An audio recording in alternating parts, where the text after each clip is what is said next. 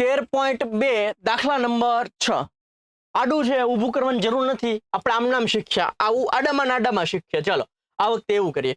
આમાંથી સૌથી મોટો નંબર કયો છે, સૌથી મોટો આંકડો કયો છે? Hello hello hello hello hello આ 20 છે. તો આપણે આમ બોક્સ કરીએ, આપણું શું જાય? આ 20 હોય એને તમે કહી દો, આ 20 હોય એને શું કહેવાનું છે? F1. F1 એની આગળના ને F0, એની પાછળના ને F2. આ જે પહેલું હોય એને કહી દો L. 40 આમાંથી બાદ કરો, 50 માં 40 જાય તો H કેટલા થશે? 10. આટલું કરવાનું હે.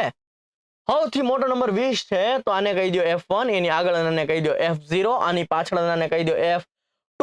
આ પહેલો નંબર છે, મોટું જે સૌથી મોટો હોય ને એને બોક્સ કરી દીધું, એમાં પહેલો નંબર હોય એને L, અને આમાંથી આ બાદ કરો એ શું થઈ ગયું? H થઈ ગયું. ઓકે, બધી વેલ્યુ મૂકી દો આમાં.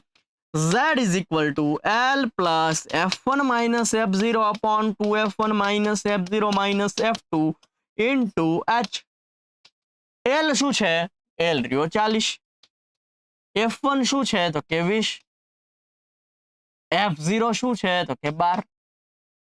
બે કૌંસમાં F1 શું છે? 20. F0 શું છે? 12. F2 શું છે? 11. H કેટલા છે? તો કે 10. 40 આમનામ. હલો 20 માંથી 12 જાય તો 8 વધે. 20 દુ 40. 40 માંથી 12 જાય 28. 28 માંથી 11 કાઢી નાખો 17. અહીંયા છે 10. 10 8 કેટલા થશે? 10 8 કેટલા થશે? 80. 80 ભાગ્યા 17 કરો, ચલો જવાબ આપો. 80 ભાગ્યા 17 કરો. મેં તમને ઘડીઓ લખતા શીખવાડી દીધો છે 11 થી 100 સુધીના. ચલો 80 ભાગ્યા 17 કરો, જવાબ આવો તો 80 ભાગ્યા 17 4.70 જેવો આવશે. શું આવશે? 4.70 જેવો આવશે. પોઈન્ટ પછી બે આંકડા સુધી જવાનું, અને 40 વત્તા 4.70 એટલે 44.70 આવશે. બરોબર છે? અથવા તો 3 આંકડા સુધી જાઓ તો અહીંયા 5 આવશે. ડન છે? તમને ભાગાકાર આવડવા જોઈએ. 80 ભાગ્યા 17 કરશો તો 4.705 અથવા તો 4.70 આવશે.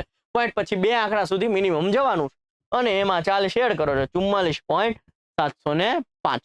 તો અહીંયા આપણે આ જે 13.2 સ્વાધ્યાય છે એટલે બહુલક પણ કમ્પ્લીટ થાય છે. હવે જે આની પછીનો સ્વાધ્યાય છે એમાં આપણે મધ્યસ્થ તરફ જશું. ઓકે, જો મજા આવતી હોય તો લાઈક શેર સબસ્ક્રાઇબ કરવાનું ભૂલતા નહીં. મળીએ છીએ નેક્સ્ટ લેક્ચરમાં. ત્યાં સુધી જય હિન્દ, જય ભારત.